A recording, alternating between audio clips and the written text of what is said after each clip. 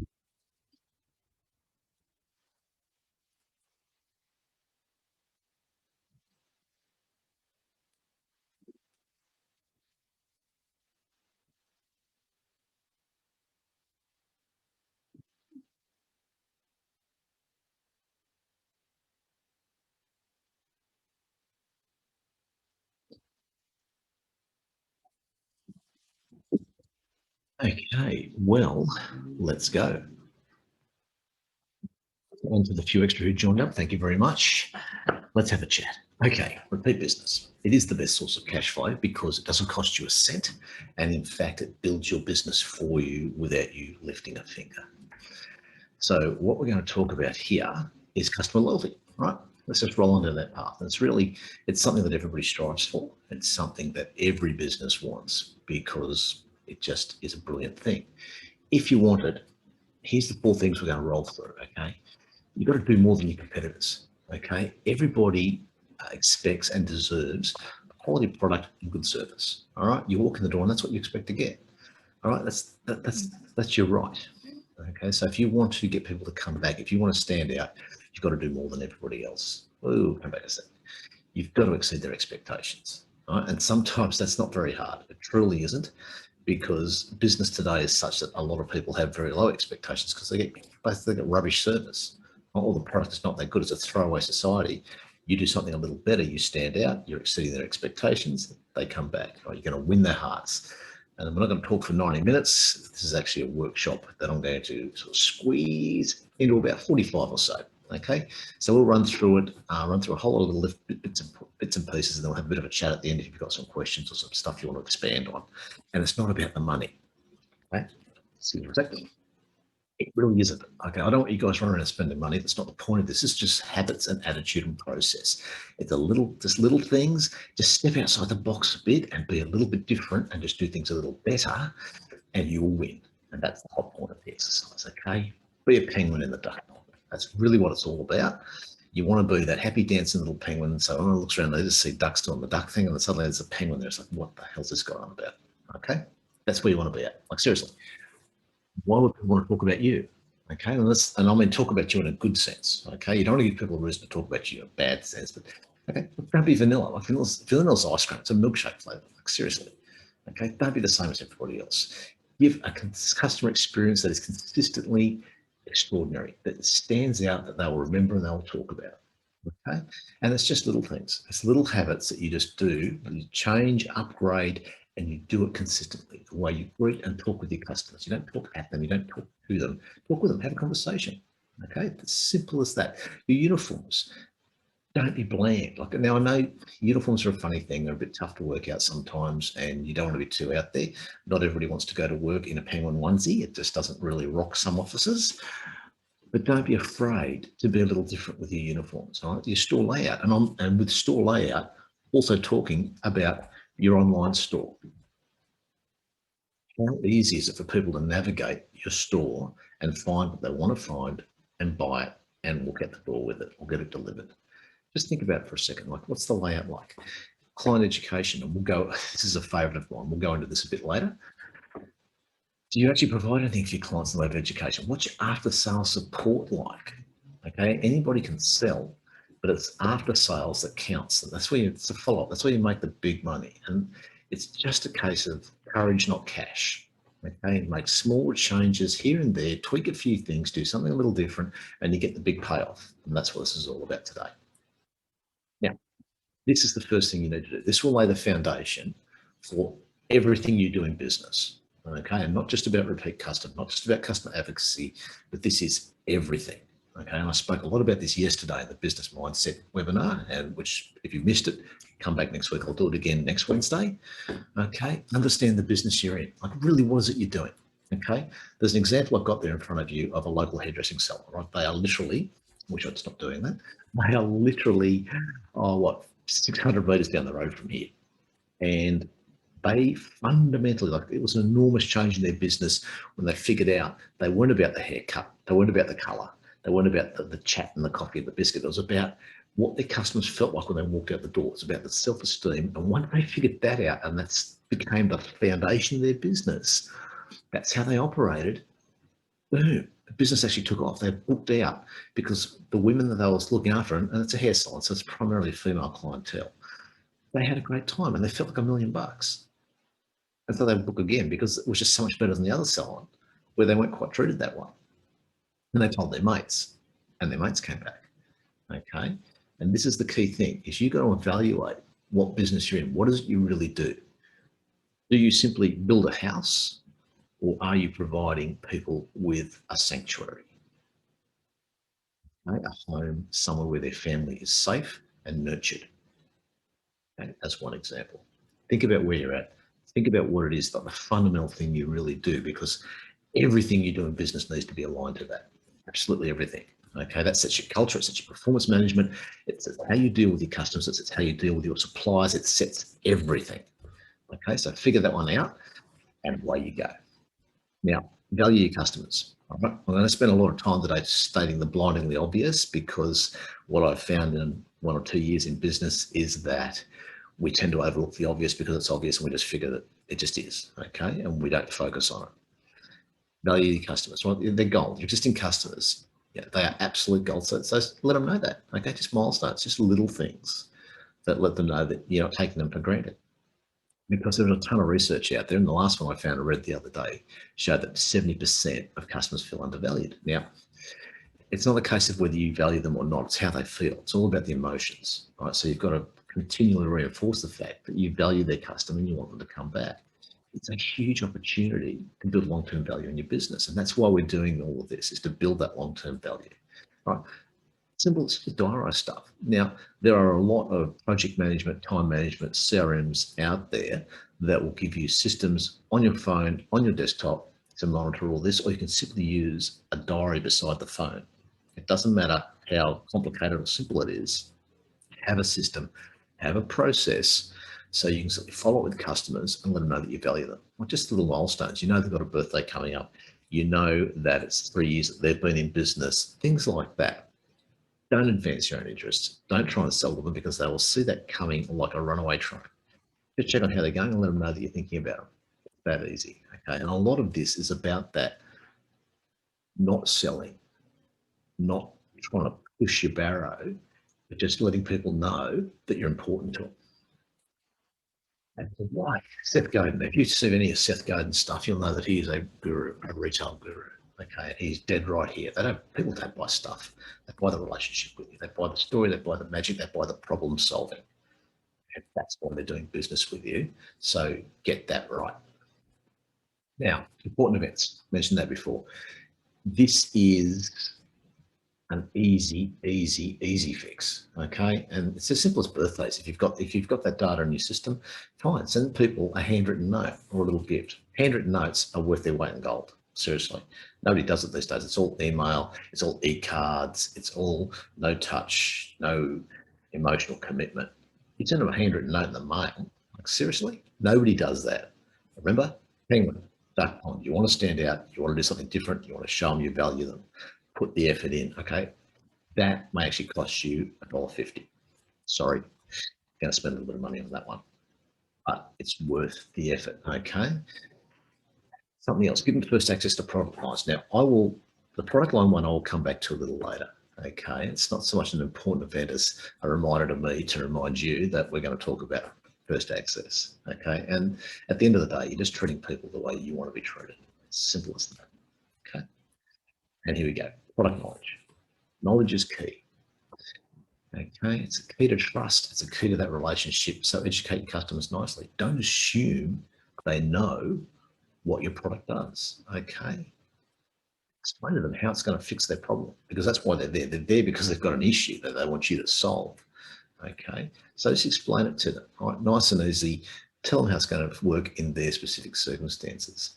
Okay, and you do that time and again. You get that right, and you're going to have advocates. They will come back to you and they'll tell their friends about you because you're actually bringing them into the business. You're treating them with respect, and you're letting them know that you want to share your knowledge with them. Okay, that's different.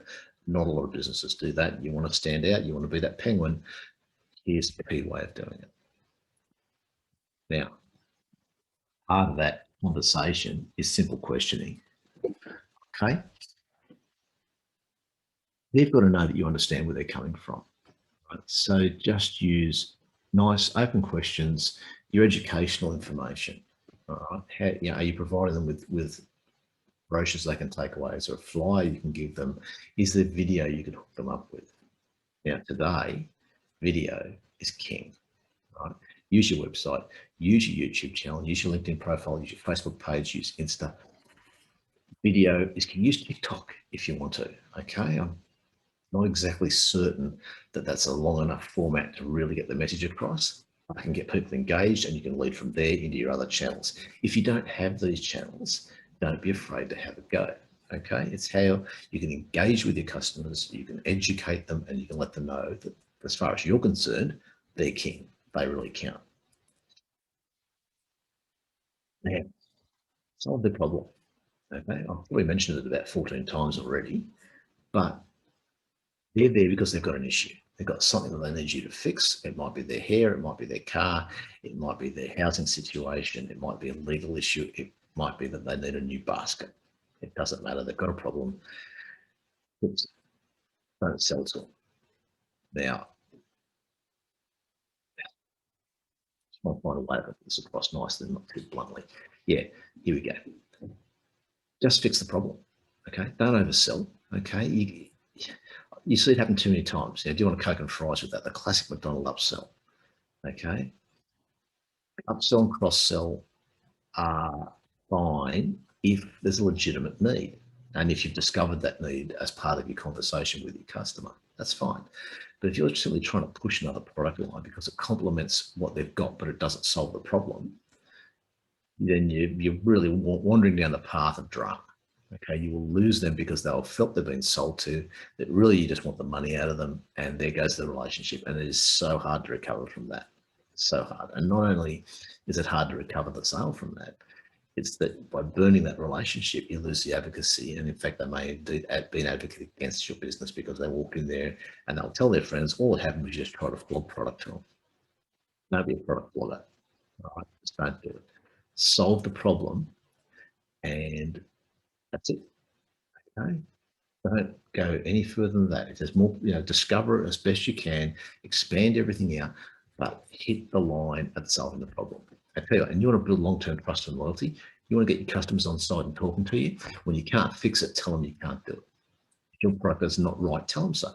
And then see what else you can find, or refer them off to somebody who can fix their problem for you. Because that will make you more money. I guarantee you, it'll make you more money than selling them something which doesn't work. Okay, and that's blindingly obvious, but so many people don't do that. All right, have the courage to stand up and say, look, sorry, this isn't going to work for you, mate. We don't have the solution. Here's what you need, and here's where you can get it. Long-term value. That's the game. It's what we're all about here. Long-term value. You're in business for the next year, not for the next 2 minutes. Right? It's not about making another $5 today. It really isn't. Prejudgment. Oh, wow. We all do it. I've done it. I catch myself doing it even now. Okay. Try and keep it neutral. It doesn't matter what people look like, what their background is, how they dress, what their gender is, management. None of that matters. It really doesn't count. Okay. But if you make decisions based on that first impression in the sales process, you'll lose them. Okay. It's not valuing your customer. Now, we'll use the movie example. I couldn't help but type it in there. Okay. It's a big mistake. Big, huge mistake. Okay. Don't do it. And talk to your team about it. Okay. Because it's a trap. You hear the kids talk all the time. Oh, don't get all judgy. Yeah, well, seriously, when you're at work, kids, don't get judgy. Chill. Just deal with people as they walk in and fix their problem. Talk to them and work out what the drama is and provide the solution. That's what we're there for. Okay. And Mary Kay Ash, massive cosmetics business.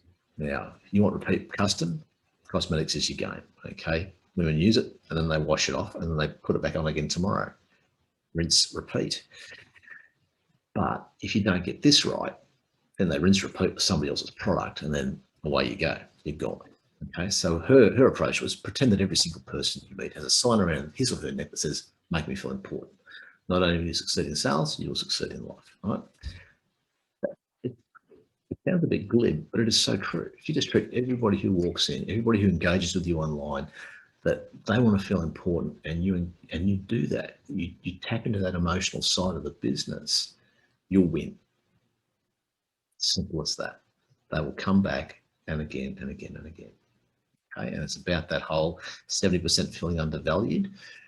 You want that 70% of your customers to feel valued and start pushing on from there. Right? You want to flip that around. Follow-ups where the money is. And this is an old sales adage. And we know that. With sales and marketing, okay, it's all about the follow-up. So it's easy enough to make contact with a new customer, but you don't get the sale till you follow them up and you go through that whole process. But what are you doing post-sale? Okay, if you think about it, if you want people to come back and you want them to bring their friends back, why aren't you following them up post-sale to make sure they're satisfied? Post-purchase regret is a real thing. Okay, it's been studied enough. There's enough literature and data out there on it to back that up. So if you're following up post-sale to make sure that what you've done fits their need, as best you can, then you're showing them that you value them. Okay, remember we spoke about that earlier? If you want to stand out from the crowd, you want to be different, and you want to have people come back, do the post-sale work. Okay, it's a bit of effort. It's a process that you need to systemize and stick to every time, but it's worth it. Okay, this is an absolute killer. And you can talk to a lot of marketing people about this, and that post-sale follow-up is key. It really is. And if there's one thing you do out of all of this as part of your valuing the customer, do this one. Now, I mentioned this earlier. If you don't know, just say so. Like, I do that a lot. Okay, people ask me questions that are way outside my area of expertise. And my response is, mate, I don't know. I can give you a general answer. I can give you my experience. But when it comes to giving you something definitive, I'm not the guy to put it to. But I know who is. So show your customers that you're not afraid to admit that you don't know everything. And even if they're asking you a question which is really within your industry, that's something that they think you should know, and you don't know, just say so. Right? And then go the extra mile and see if you can help them solve their problem and follow that through. Now, this will surprise the hell out of them because most businesses won't do that. They'll just say, mate, then you have to go somewhere else. They won't give you recommendations. They won't do a bit of digging around to find out what the real answer is. They'll just send you on their way. Surprise them. Show you care about their needs. It's not that hard to do, but again, little changes, big payoffs. That's what we're all about. Now, I mentioned before, early access to stuff. There's nothing wrong with showing your customers that you value them and not pushing for the sale. Just put on something that shows that they matter. Okay. You can spend some money on this. This is probably the one big outlier on the whole. You can build this stuff without spending money. If you want to do this, it's going to cost a few dollars. Okay. But payoff again is huge. Bring somebody in from industry. Okay. Latest products, new innovations, what's coming down the track, where they see the industry going, just something that adds value to your customer's business. And it's a real hands-free, we're just here to educate you or to show you that we care. There is nothing on sale. Okay, because that in itself is the sales pitch. The only thing that's on sale is you and your business. All right. And you're inviting them to buy in long term. Now, in terms of keeping in touch with people, reminders, SMS is your friend. Everyone's busy, right? So text is key. Okay, it is always going to be acted on more than email. Right? It's too easy to overlook an email, but a text pops up on people's phones. They cannot help but look at it and see who's texting them. Bang. Okay, you've got the reminder under their nose. Emails get ignored. Hit them up on Facebook Messenger. Hit them up on Instagram. But if you want engagement, hit them with a text. Okay, just free tip for the day there. Now, you can actually borrow that if you like. When you get the recording, by all means, hook into that and see how we go. Now, be consistent. Now, this is business 101. Okay, repeat, repeat, repeat. Get it right, and then do it again and again. So systems and processes, and this is something, especially when I'm dealing with startups. I do a lot of consulting work with startups. It's, guys, let's figure out what works. We're going to twist and turn and pivot and find something. But as soon as we find something that works, we document it. We put in place a system that process can be repeated again and again and again. Rinse, repeat, rinse, repeat. We even do it with this business. We run a lot of webinars, and we're actually looking at broad industry work. And as soon as we find a way that engages the audience and we can talk to them, bang, that's our system. This is what we're going to do, and that's the process, and away we go. Okay? You want to be able to provide your excellent customer service, that excellent experience they get when they deal with you. You want to be able to provide that consistently for every customer, every time, and not just with you doing it, but with your team doing it. I mean, the best example of this is my good friends at McDonald's. You go to any McDonald's in the world and they are the same. There will be some menu variations to take into account local cuisine, but the process is the same everywhere. And they do it the same everywhere because it works. And they can duplicate it and they can teach their staff. And it doesn't matter whether the franchisor is there or the franchisee is there. It really doesn't matter because the team do the same thing every time. Brilliant. Simple and brilliant. So this is what you need to do. Systemize and process. And in micro and the smaller end of small business, this is also a little tough to do. Now, a lot of help out there, particularly with Business Station, with a lot of our general business advisors. If you want to run through this, get in touch with us and we'll sit down with you and work out how you can build systems and processes so you can duplicate the excellent experience that we know you can deliver. All right, that is key, absolutely key. Now, emotions. Now, I spoke about this earlier, about people being engaged and how they feel when they deal with your business and what business are you really in. So, and people always say it's not personal, it's business. It's all about the numbers. Well, yeah, it's all about the numbers at the end of the day. Okay, business is all about the numbers, it's about the data. But in order to get the numbers, to get the data, to be able to make decisions, you need the emotional side. You need people to engage with you. Okay, they've got to want to come back because you made them feel the way they wanted to feel. Have you ever asked your customers how they want to feel when they do business with you? Okay. Have you actually sat down and thought about what it is that people feel like when they walk in and what it is they feel like when they walk out? There's got to be a difference there. They cannot be the same or you've failed. Okay. Work it out. And then again, we go back a page, be consistent. All right, systems and processes. So that emotional engagement is the same every time. Okay. Just ask them. Okay, you walked in, you didn't look real happy. Okay, but you walked out, you felt pretty cheerful. How do we do that? Like, what is it that they are wanting to feel when they do business with you? Do they want to feel important? Do they want to feel valued? Do they want to feel protected? You know, what is it they're looking for? Okay, what sort of emotional engagement are we trying to drive here? Because even though business is about the numbers and it's just business, business is all about the emotions. Okay, because if you're not engaging emotionally with your clients in the right way and making them feel the right things the way they think they should, and you're going to struggle. But you get it right, you win.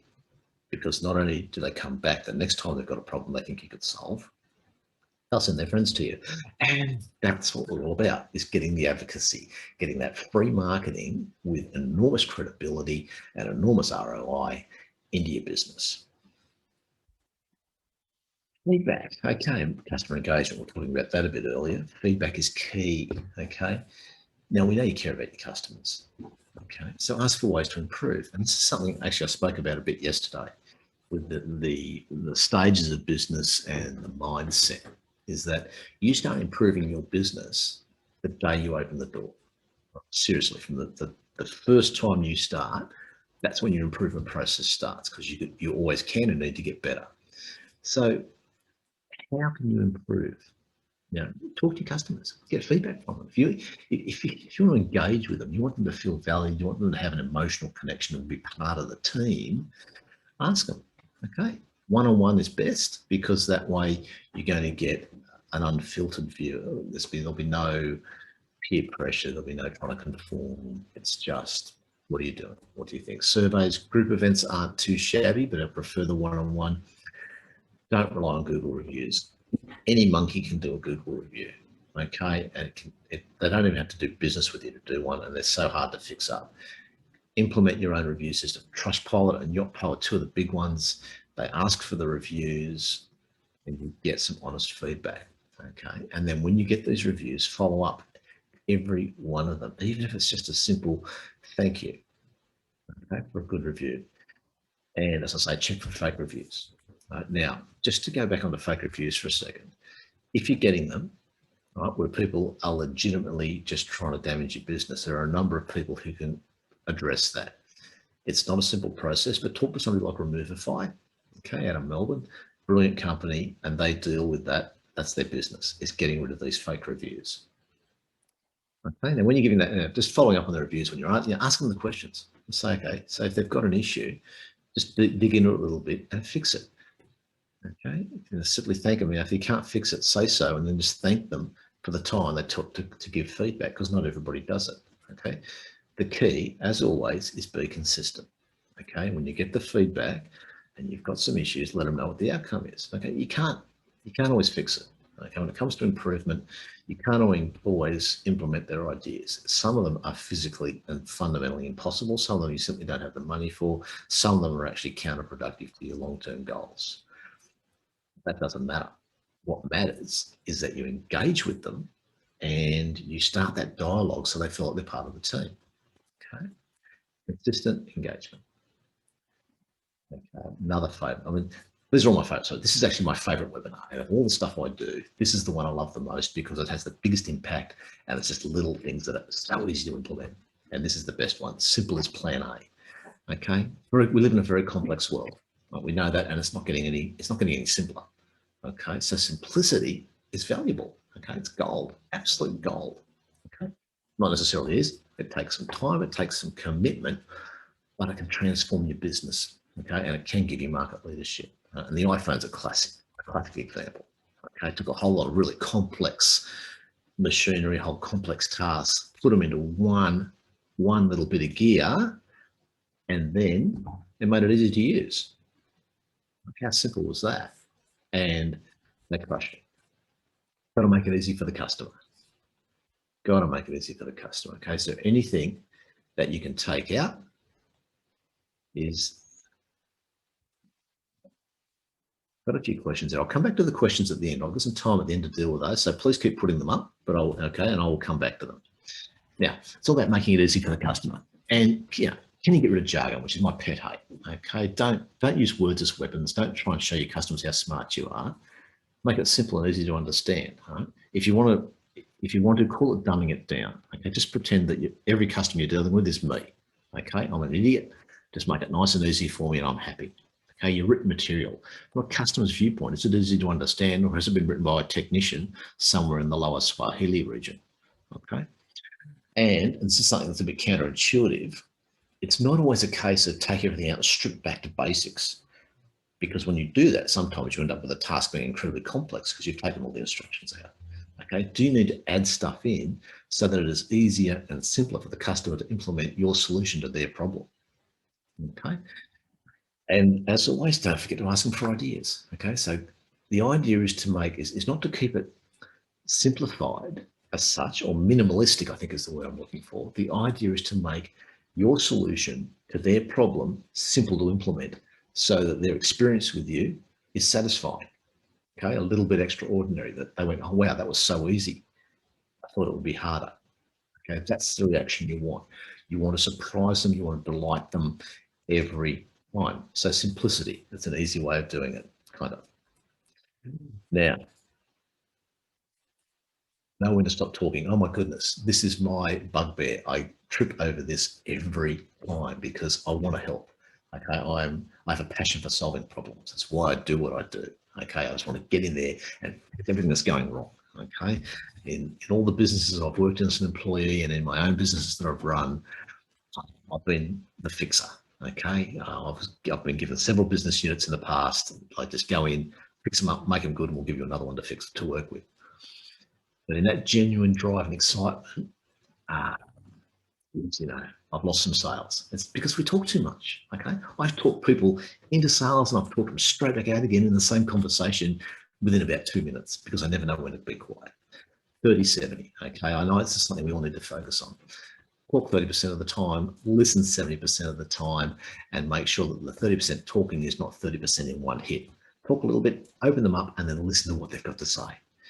Okay, then engage with them, show them that you've understood what they've talked about, and then away we go. All right, so my parents constantly told me, no, that's serious, that is truth, that is absolute truth. They kept telling me, one mouth, two ears, okay? Use them in that proportion because I'll just talk so much, my goodness. Okay, that's simple. Open-ended questions. Tell me how you feel about this. What happened? When you did this, how did that work for you? Just open them up, get your customers to engage with you, and then shut up and let them tell you what's going on, and then you can solve the problem, okay? And then do that consistently, and away you go. Now, complaints. Okay, and I know I've got a question there about Google reviews, and I'll get to that in a sec. Okay, complaints are an opportunity. Now all the numbers in this webinar, like when I was starting quoting 4% and 70% and all that, they're legit. We've done the research on this. Okay, 4%. Okay, it's about, I think it's 3.97 or something silly. Okay, 4% of people will actually complain to you personally, face to face. And for most of them, when they're doing that, man, they are outside their comfort zone because it's confrontational, and nobody likes confrontation, which is why online reviews are so cool, because it's not, they can sit behind at home on the keyboard, say what they want to say and walk away. There's no one-on-one impact. Okay, there's no feedback. And they just walk away. So 90%, 96% of your complaints are online, but oops, sorry. Let's just come back to that. This whole complaint process, like that whole unhappy customer thing, is an enormous opportunity to create loyal customers, powerful advocates out of it, which just sounds absolutely ridiculous. But it's, again, it's a simple process. Ask the customer what they see as the solution to their problem, and then listen to what they've got to say. Okay, now, honestly, some of the solutions I've heard, it's just never going to happen. They're simply not possible. What they want cannot be achieved. But you listen to what they've got to say. You don't justify your position. Fix, fix the problem if it can be fixed. Okay, if it can't be fixed, simply explain why that doesn't work and leave it at that. Okay, don't get into that complaint tennis. It doesn't work for anybody, certainly not from a business point of view. And also, and this is actually this last little bit here. This is something that I've done in a few businesses that I've worked in and with, and it pays off enormously. Give your team some power, give them some authority to fix problems, like within reason. Like, don't give them an open-ended budget.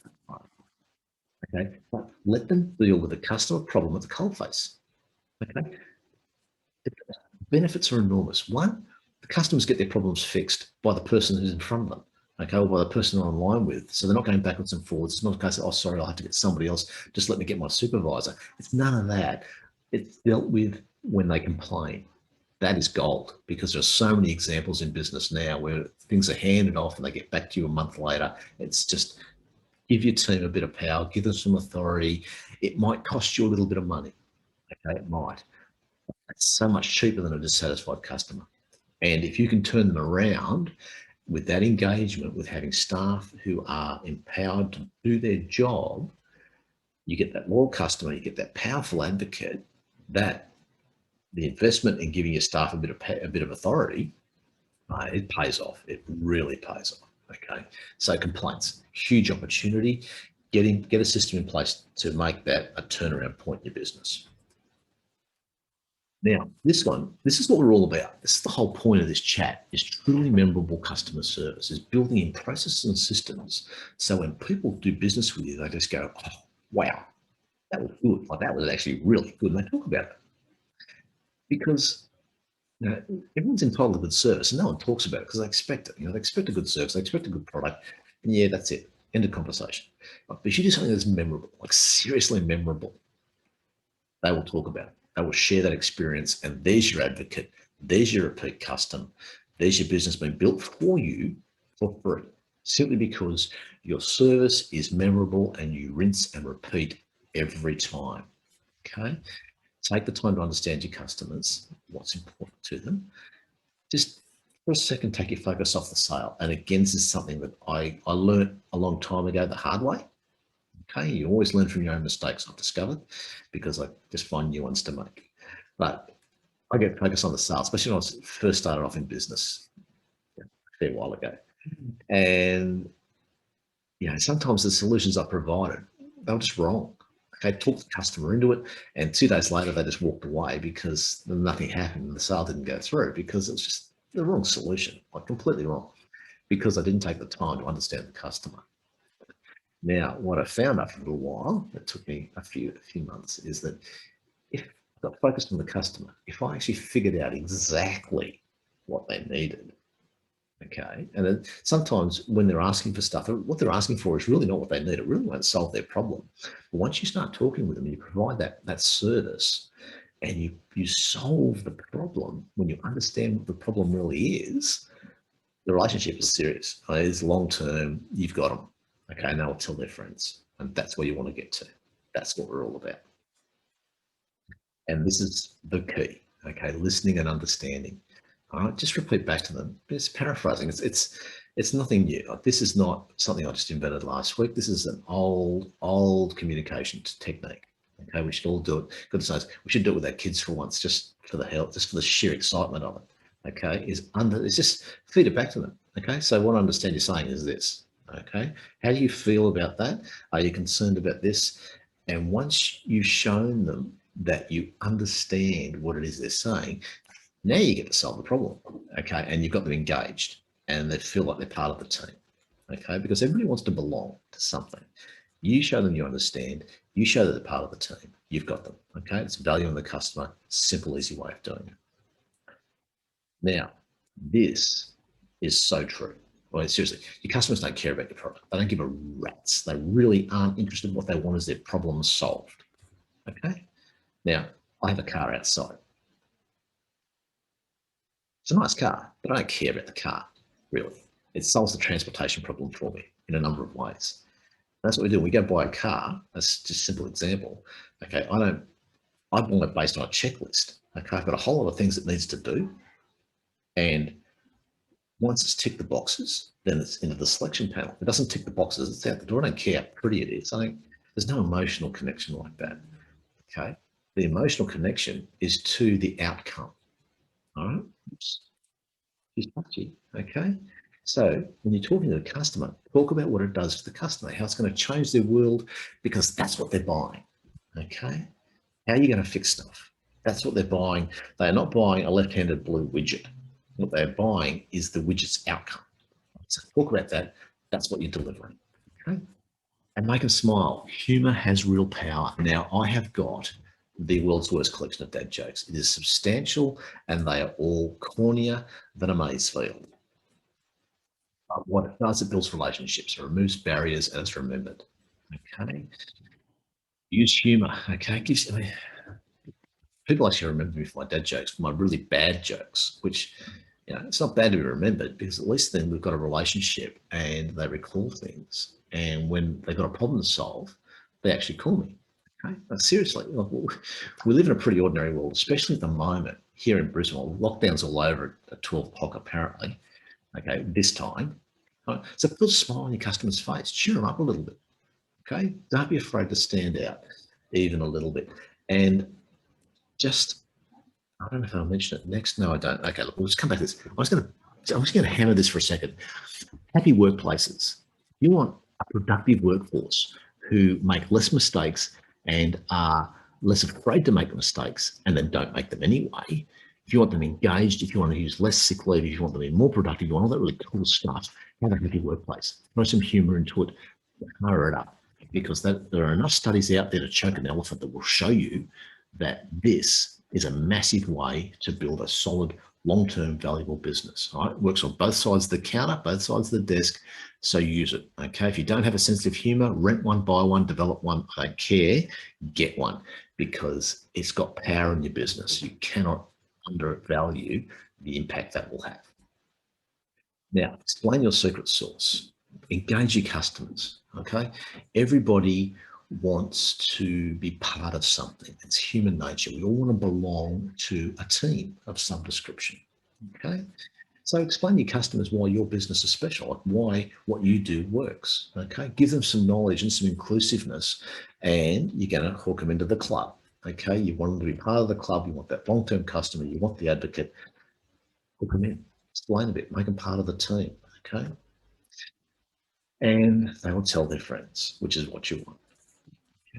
First access. We mentioned this before about the customer events where you get somebody from industry, and if you can, to explain what's coming down the track, what's happening in the industry, what new products are available.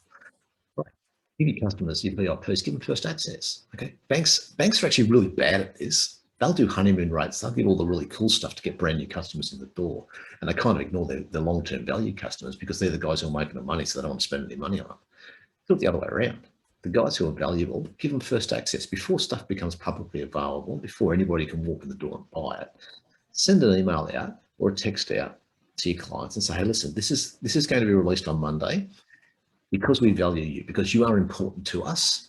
We care about your business. We're going to give you access from Wednesday to Friday ahead of anybody else. it will not be advertised. It is an offline purchase. This is how you do it. Come and see us now. Okay, and you could even do it a supplier night, where you get somebody from your suppliers in and say, hey, listen, this is what's coming down the track. Because you're here tonight, you get first access before the public. Okay, you're in, and that has the other side of the outside benefit of strengthening your relationship with your suppliers, because you're engaging them with their ultimate customer base, which gives them market information and shows them that you value them, and gives them a way of building their sales that way. Okay, and make it no strings. They don't have to buy anything. It's free. Turn up, have a listen, and make your decisions from there.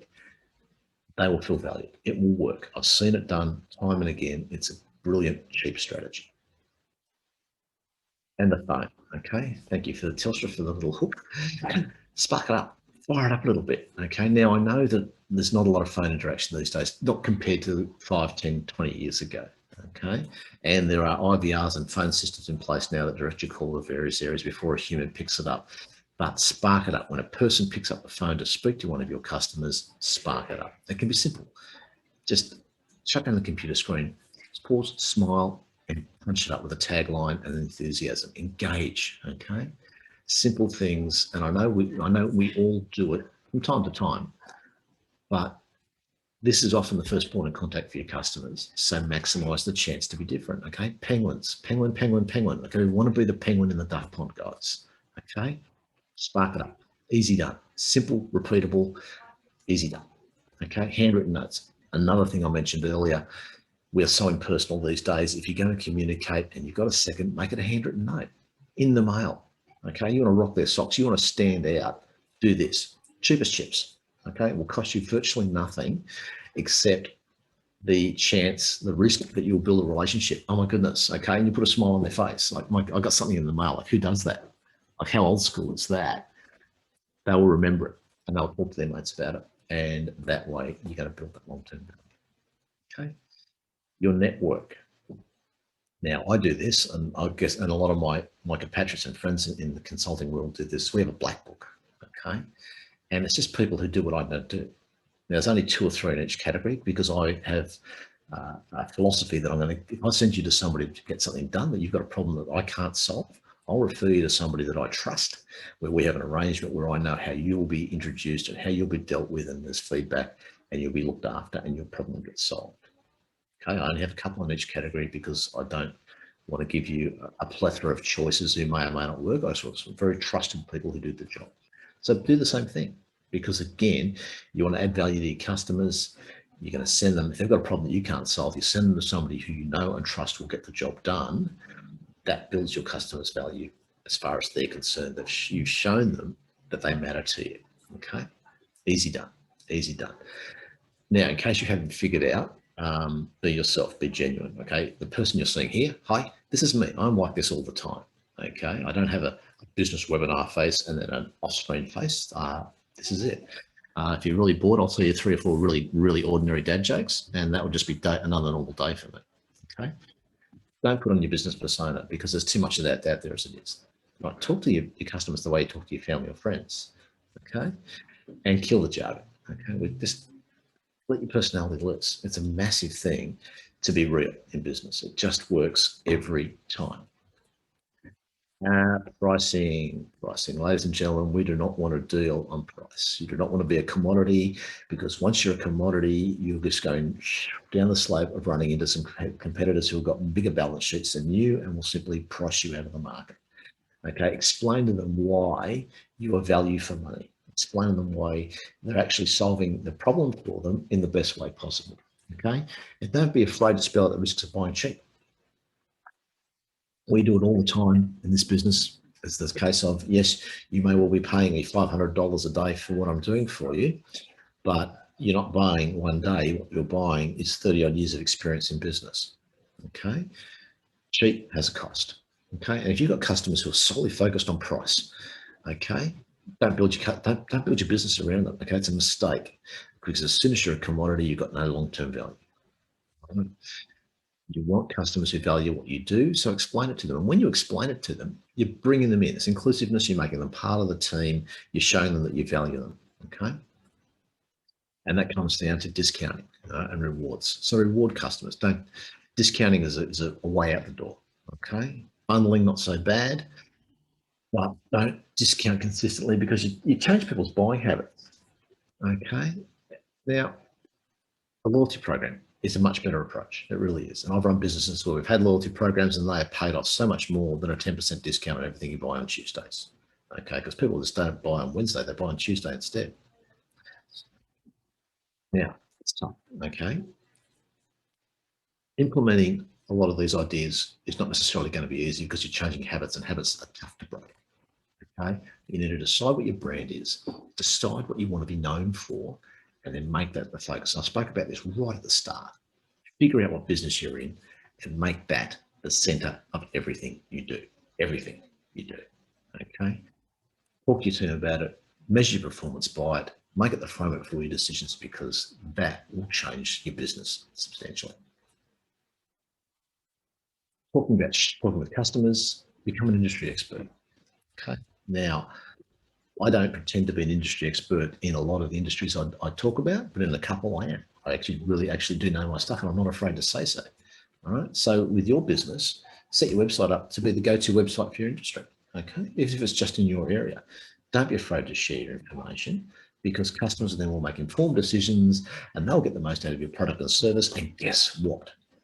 Okay, you're demonstrating your expertise, you're building trust with your customers, they're included, they're valued, long-term customers. And people, as I said at the bottom, people do business with people they trust. If they don't trust you, they're not going to do business with you.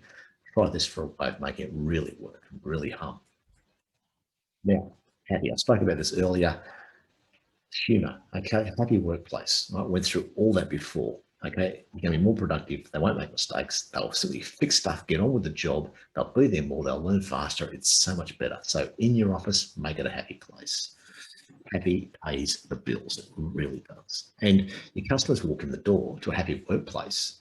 They're going to sort of blink a little bit and think about it, because who has a happy workplace these days? What's going on here? It's different. They'll remember it. They'll talk about it. That's what you want to do. You want to talk about the positive, and that way they come back and their friends come back, which is where we're all about.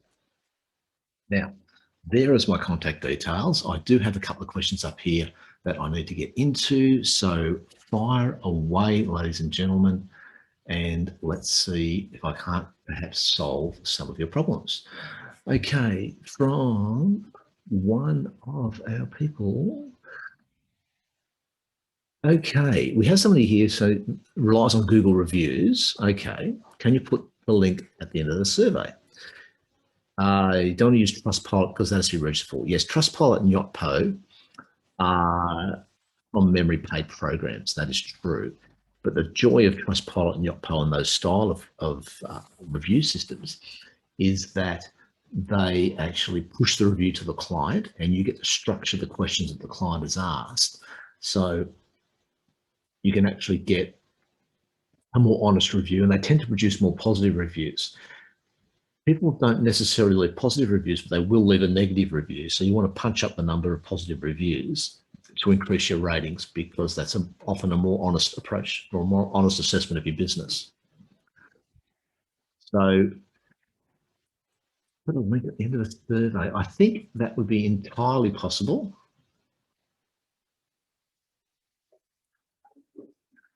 So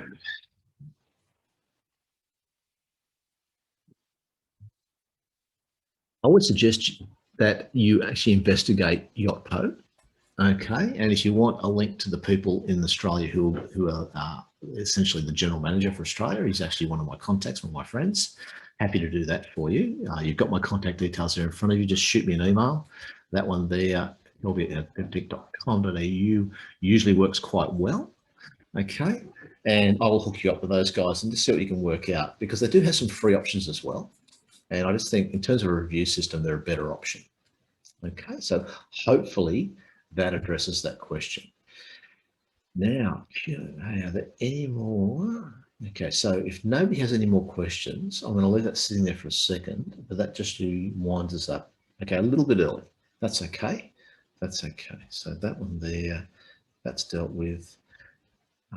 Now, as you know, this has been recorded. So if you've missed anything, the recording link will be sent to you, and you can sit down and watch this fun little chat all over again and pick out the bits that you need. But if we're going to have a couple of key things that come out of it, one is, the number one thing is understand the business you're in, like really understand the business you're in, and make that the focus, the key, the hub of everything you do. Number one. Number two, be consistent. Have systems and processes for all the really cool things you do, so you can simply rinse and repeat with that excellent experience every time. Okay, they're the two big things. The third one, which runs so along behind those, is be happy.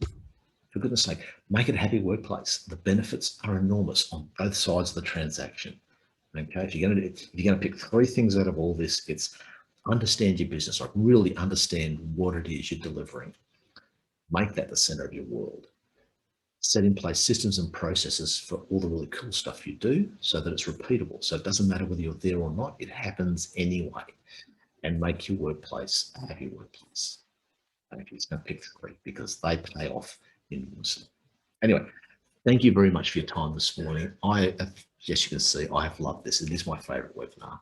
I hope I've added value to your business. I hope I've covered off your questions. If not, you've got my contact details there. Just simply get in touch. I'll get straight back to you and we can run through how we can add some value to your business and hopefully make your life a little happier. Cheers, guys.